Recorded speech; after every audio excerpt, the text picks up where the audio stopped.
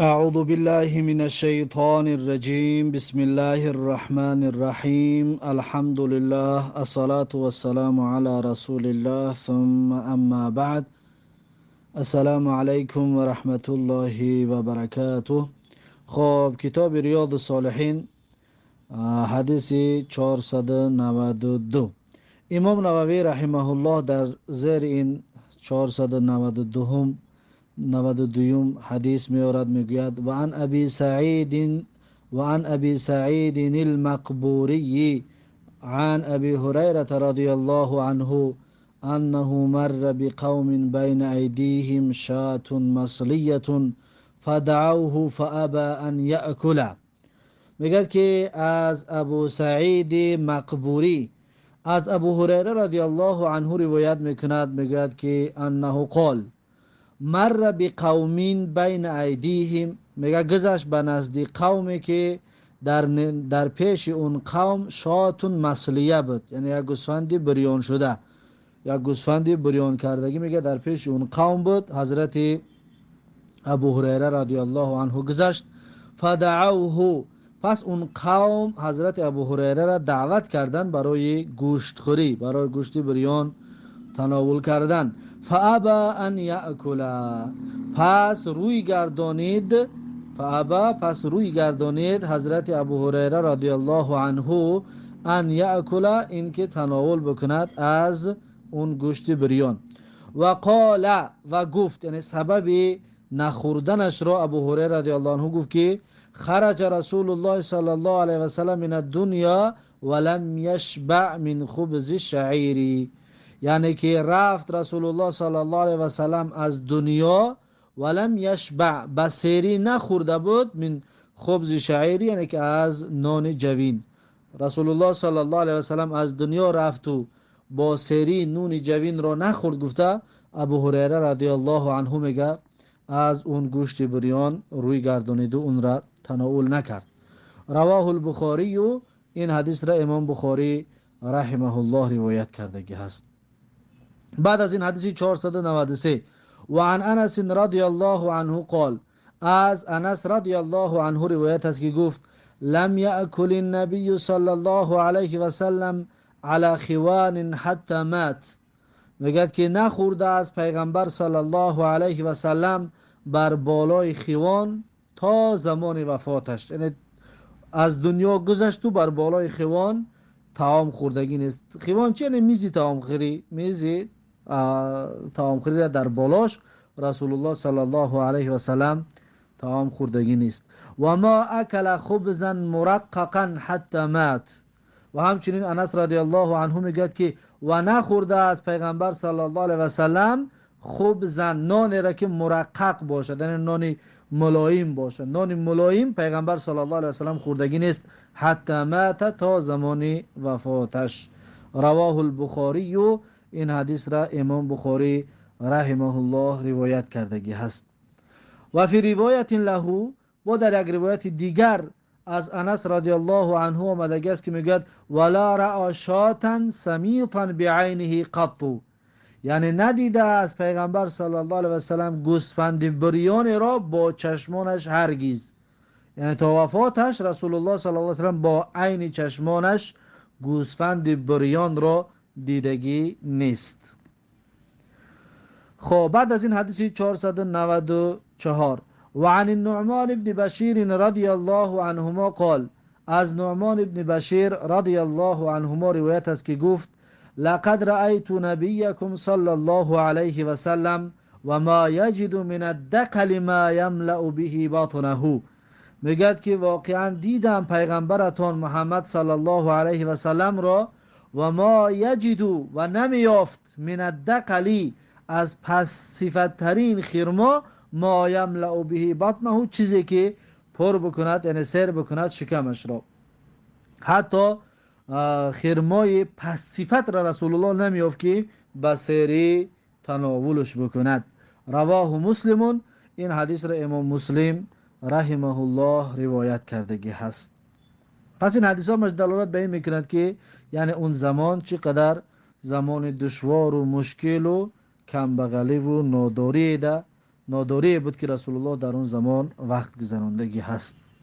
بعد از این حدیث 495 و عن سهل بن سعد رضی الله عنه قال، از سهل بن سعد رضی الله عنه روایت است که گفت ما رأى رسول الله صلی الله علیه و سلم النقی من حين ابتعثه الله تعالى حتى قبضه الله تعالى.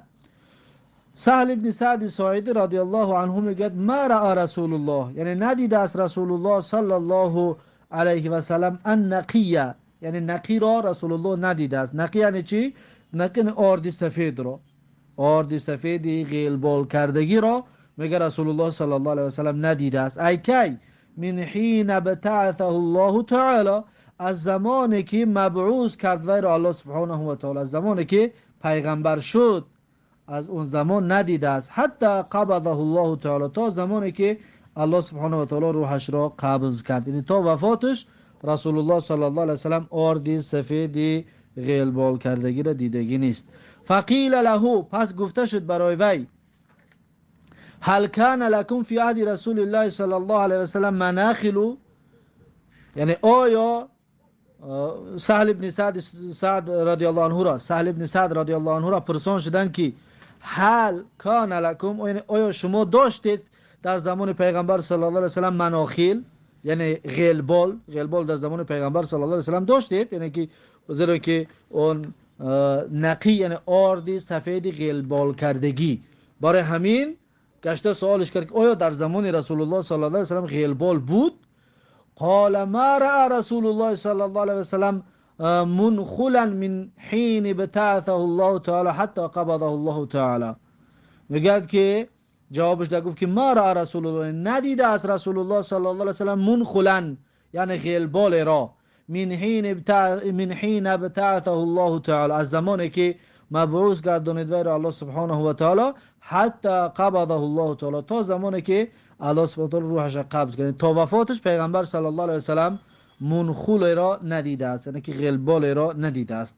فقیل له، پس گفته شد برای وی، همچنین سهل ابن سعد را با سوال کردند که کیف کنتم تاکلون الشعیر غیر منخول، یعنی چطور شما بودید میخوردید جو را، کیف کنتم یعنی چطور شما بودید تاکلون شعیر میخوردید جو را غیر منخول، یعنی غیلبال نکرده، یعنی نبیخته اون آرد جو را شما چطور استفاده میبردید؟ قال، پس سهل ابن سعد گفت که کنا نطحنه، بودیم ما میگه آرد میکردیم، یعنی شعیر را جو را آرد میکردیم، نطحنه یعنی آردش میکردیم، و ننفخه و بعد پوف میگفتیمش، یعنی پوفش میکردیم، فیاطیر و ماتار، پس میپرید آنش که بپرد، پس یعنی که پوستش این چیزها چگان خاشکای داشت اونها بعد وقتی پوف میگفتیم میپریدن. که و ما بقیه ثریناه، و هر آنچه که باقی میمان ثریناه یعنی او را به ما خمیر میکردیم، فهمو؟ وقتی باقی مانده اش رو خمیر یعنی آردش بعد ما میگرفتیم، یعنی پوستاش که میپرید بعد آرچه میگرفتیم و خمیر میکردیم، ثریناه یعنی خمیر میکردیم ما وی را. رواه البخاری، و این حدیث را امام بخاری رحمه الله تعالی روایت کرده است.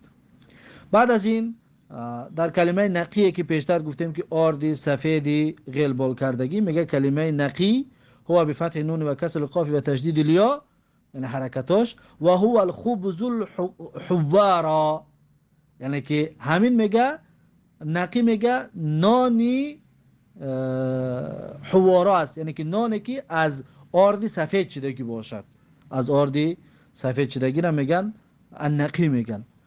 و هو الدرمک، بعضی میگن که و هو الدرمک یعنی که همون آردی سفید خودش است، فهمو؟ و درمک یعنی که خودی آردی سفید. ثریناه در آخرش گفتیم با تاجیکی یعنی که خمیرش کردم، در میگه بللناه و عجناه، یعنی که ترش میکردیم ما وی رو و عجناه و خمیرش میکردیم. پس این معنای کلمه هایی که در این حدیث آمده است.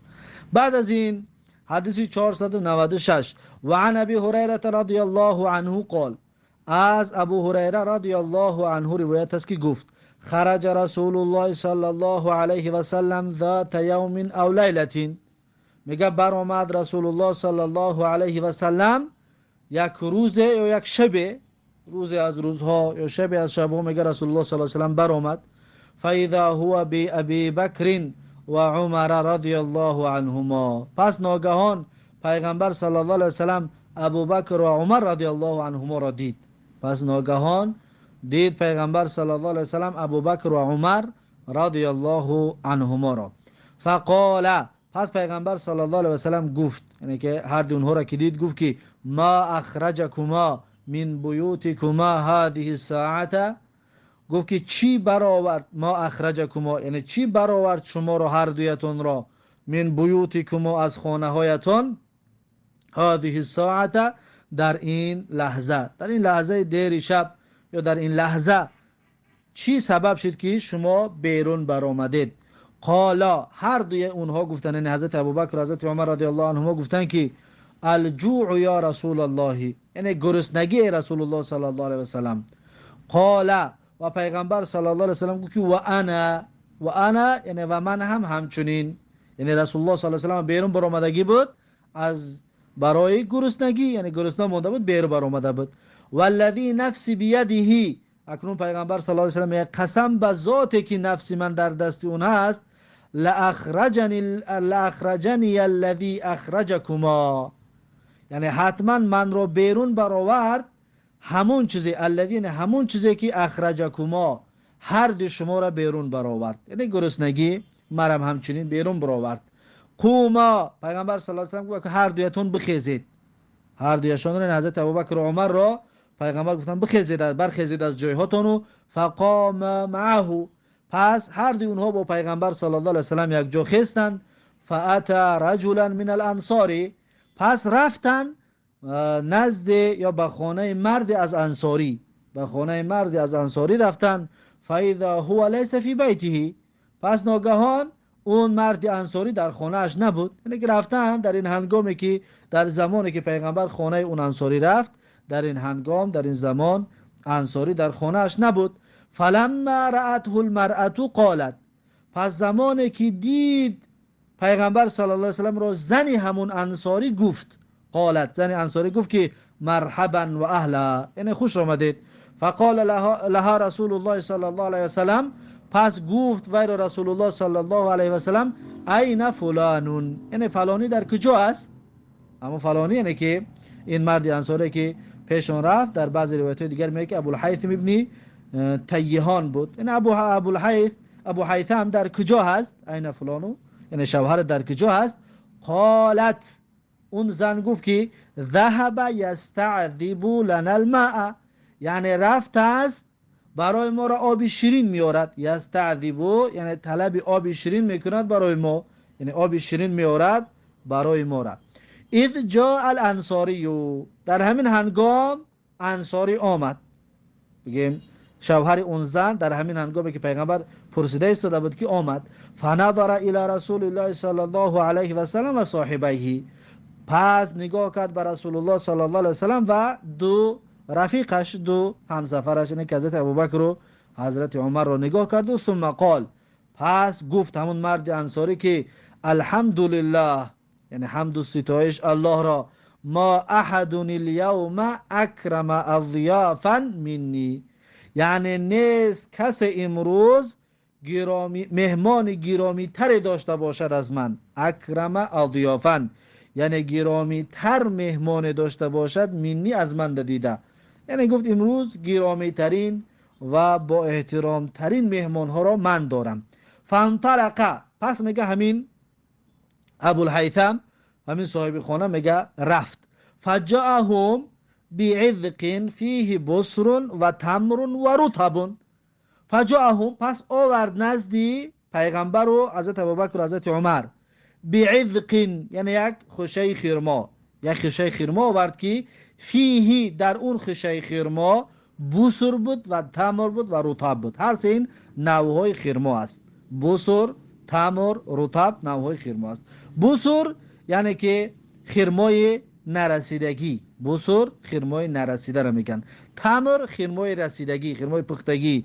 رطب خرمای تر را میگوین، ولی قاق شدگی نباشد، این را میگن رطب. پس این در همون بگیم خوشه که آورد، همون شاخچه خرمای را که آورد، در همون میگه همین نوهای خرما بود.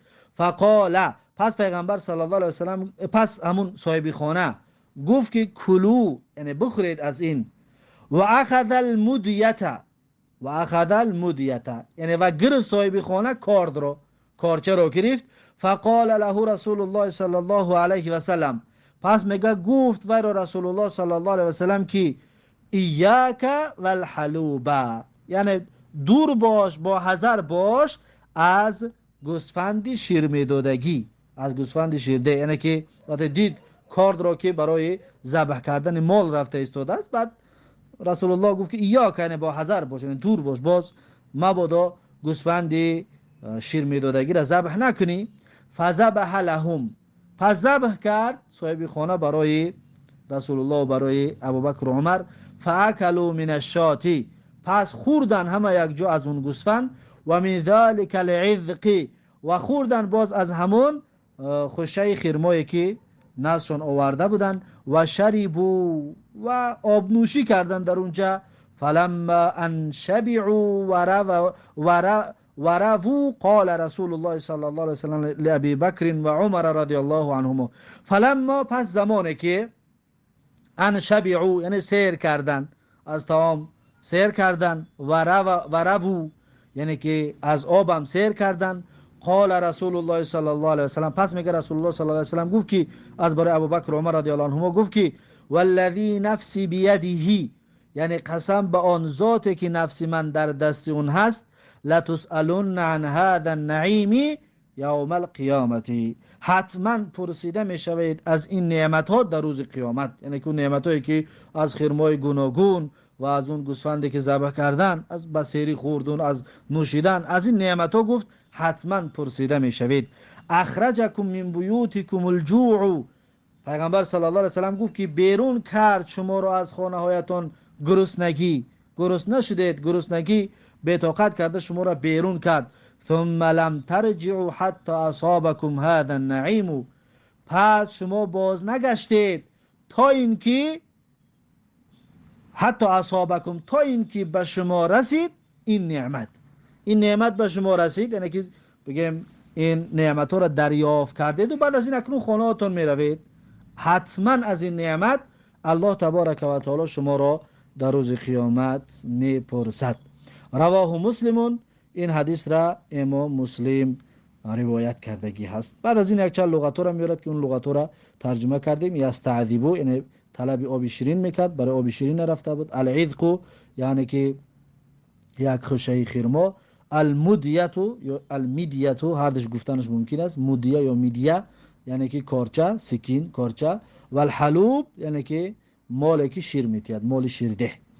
خب بعد از این میگه و سؤال عن هذا النعیم سؤال تعدید النعمی، یعنی پرسیدن، یعنی پیغمبر گفت که لا تسالون عن هذا النعیم یوم القیامه، از این نعمت پرسیده میشوید. میگه مقصد از سوال کردن، سوال کردنی گوناگون بودن نعمت است، نه سوال کردن توبیخ و تعذیب، یعنی برای سرزنش عذاب نیست این سوال. میگه یعنی که الله سبحانه و تعالی برای گوناگون بودن نعمت پرسان میکنند، نه اینکه به مقصد توبیخ، یعنی که سرزنش یا که تعذیب برای عذاب نه. والله اعلم، با میگه الله خودش داناتر است. و هذا الانصاری، میگه همین انصاری که در حدیث آمدگیه که پیغمبر خونش رفت، همین انصاری میگه الذی اتوه، کسی که پیغمبر و ابوبکر و عمر خونش رفتن، هو ابو الحیثم ابن تیهان است. ابو الحیثم ابن تیهان است. کذا جاء مبینا فی روایت ترمذی و غیره، همچنین آمدگی است آشکار کننده و بیان کرده شده در روایت ترمذی و در غیر ترمذی، در دیگر روایت ها میگه آمدگی است. اما این روایت مسلم است، برای نامش آمدگی نیست، اما در دیگر روایت ها میگن نامش آمدگی هست. خب این بود حدیث 496. این حدیث فواید زیاد دارد. مثلا از این حدیث امروز مثلا می شود دلیل گرفت که وقتی خانه‌ات مهمون می آید، یا طعام، دو طعام، سه طعام گوناگون کردی جایز است. دو سه طعام کردن جایز است با ان همین دلیل که پیش مهمان دو سه نمود اوقات بردن ممکن است، یا در پیش مهمان طعام فراوان گذاشتن ممکن است اگر بعدش اسراف نشود. یعنی بعدش اگر اسراف کاری نباشد طعام فراوان در پیش مهمان گذاشتن جایز ممکن است، موافق به همین دلیلی که همین روایت مسلمه که حالا خواندیمش. خب این است انشاءالله درس امروزمون. بعد از این حدیث 497 کمی طولانی تر است، این به انشاءالله درس آینده. بارک الله فیکم و جزاکم الله خیرا و السلام علیکم و رحمت الله و برکاته.